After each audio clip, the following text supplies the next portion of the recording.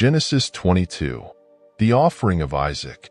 And it came to pass after these things, that God did prove Abraham, and said unto him, Abraham. And he said, Here am I. And he said, Take now thy son, thine only son, whom thou lovest, even Isaac, and get thee into the land of Moriah, and offer him there for a burnt offering upon one of the mountains which I will tell thee of. And Abraham rose early in the morning, and saddled his ass, and took 2 of his young men with him, and Isaac his son. And he clave the wood for the burnt offering, and rose up, and went unto the place of which God had told him. On the 3rd day Abraham lifted up his eyes, and saw the place afar off. And Abraham said unto his young men, Abide ye here with the ass, and I and the lad will go yonder, and we will worship, and come again to you. And Abraham took the wood of the burnt offering, and laid it upon Isaac his son. And he took in his hand the fire and the knife. And they went both of them together. And Isaac spake unto Abraham his father, and said, My father. And he said, Here am I, my son. And he said, Behold, the fire and the wood. But where is the lamb for a burnt offering? And Abraham said, God will provide himself the lamb for a burnt offering, my son. So they went both of them together. And they came to the place which God had told him of. And Abraham built the altar there, and laid the wood in order, and bound Isaac his son, and laid him on the altar upon the wood.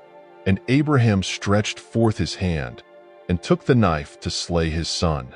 The Lord provides the sacrifice. And the angel of the Lord called unto him out of heaven, and said, Abraham, Abraham. And he said, Here am I. And he said, Lay not thine hand upon the lad, neither do thou anything unto him.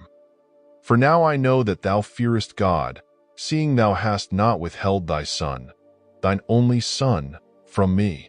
And Abraham lifted up his eyes, and looked, and behold, behind him a ram caught in the thicket by his horns. And Abraham went and took the ram, and offered him up for a burnt offering in the stead of his son. And Abraham called the name of that place Jehovah-Jireh. As it is said to this day, In the mount of the Lord it shall be provided.